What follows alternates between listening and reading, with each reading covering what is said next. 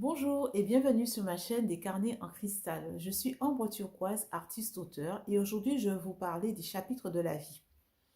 Imaginez que pour vous détendre, vous allez acheter un roman de votre auteur préféré et vous vous rendez compte que votre auteur, il a fait une petite blague à ses lecteurs en commençant son récit par le chapitre, à tout hasard, je prends un chiffre à tout hasard, hein, par le chapitre 10, pour la simple raison, c'est à partir de ce chapitre-là que le personnage principal euh, a un tournant dans sa vie, il y a du rebondissement, il y a le feu, il y a de l'action. Est-ce que vous pensez que vous allez pouvoir apprécier ce récit, la suite du récit, et même comprendre la fin du récit sans avoir les chapitres du début, c'est-à-dire les chapitres 1 à 9? Ça sera très difficile d'apprécier ce récit-là, même si on connaît très bien la plume de notre auteur préféré. Ben, c'est la même chose pour la vie. En tant qu'écrivaine, j'aime comparer la vie à un livre et les numéros de chapitres aux âges que nous acquérons au fil du temps. Or, quelle est la réalité de cette vie? C'est qu'une fois qu'on a passé la saison scolaire et qu'on rentre dans la vie active, ben, on est aspiré par la vie. Nous prenons des décisions, de grandes décisions, nous avons aussi des grandes responsabilités, on est chargé de famille par exemple. Euh, Également, on accueille dans nos vies des personnes et des événements indépendamment de notre volonté. Et bien des fois, toutes ces choses-là nous accaparent sans même que nous ayons été préparés à ça euh, complètement. Et jusqu'à preuve du contraire, il n'y a personne, aucune femme n'a accouché d'un enfant qui a l'âge de 20 ans. C'est-à-dire à la naissance qu'on a dit votre enfant a 20 ans ou non.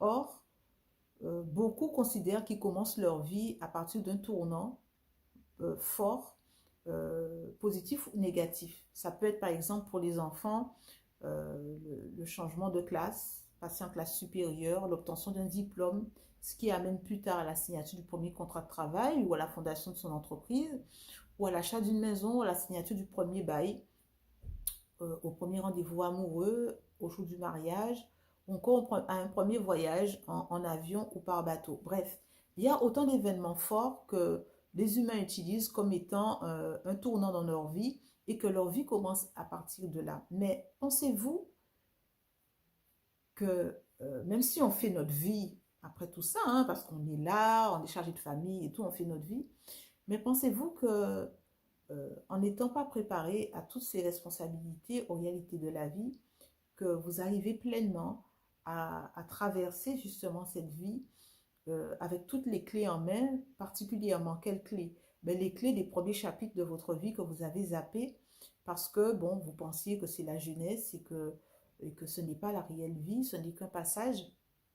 Or, tout comme un livre est difficile à comprendre, à apprécier sans les premiers chapitres, de même que les précieuses informations de notre début de vie et d'une bonne partie de notre enfance, et même du début jusqu'au début de l'âge adulte, euh, toutes les informations dont nous avons besoin pour plus tard se retrouvent, en tout cas la plupart, peut-être pas toutes, mais la plupart des informations dont nous avons besoin sont dans cette période de vie qui est très vite zappée.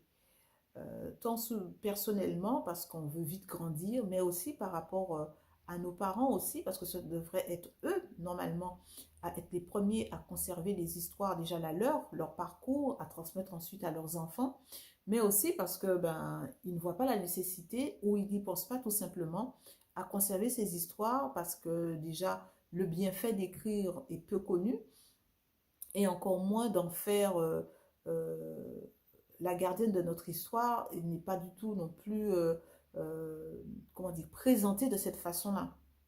Vous voyez?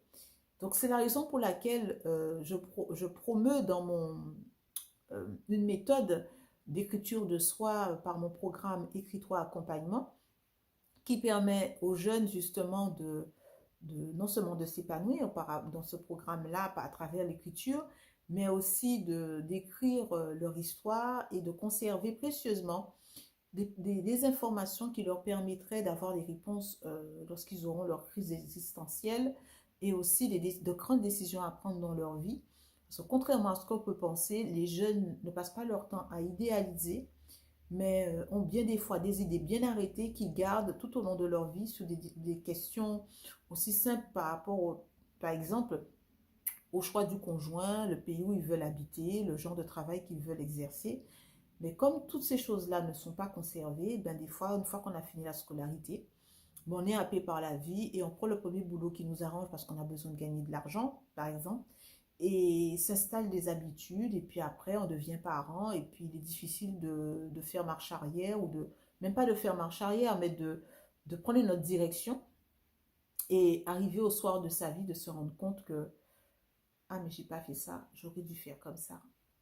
Vous voyez? En fait, c'est ce que je veux éviter aux jeunes, à la jeune génération qui est en train de se lever, c'est de prendre cette habitude d'écrire, mais les parents aussi peuvent s'y mettre, ne serait-ce que pour transmettre leur histoire à leurs enfants. Et parmi les informations qu'ils peuvent leur transmettre, c'est leur parcours de vie, la bénédiction qui repose sur leur famille et pourquoi, qu'est-ce qu'il en est, pourquoi il en est ainsi. Et ça permet aux jeunes après de décider quelle orientation donner à sa vie, s'ils souhaitent perpétuer la culture familiale ou pas, mais surtout d'avoir des précieuses informations concernant sa propre personne, son caractère, ses aspirations et les choses les plus importantes à ses yeux. Voilà. Donc j'espère que cette vidéo vous aura éclairé sur certaines choses, sur l'importance de conserver son histoire, l'importance que les jeunes le fassent, mais aussi les parents. Et si vous avez aimé cette vidéo, n'hésitez pas à la liker, à la partager aussi et à la commenter dans le respect. Et abonnez-vous si ce n'est pas encore fait. Je vous dis à très bientôt dans une prochaine vidéo.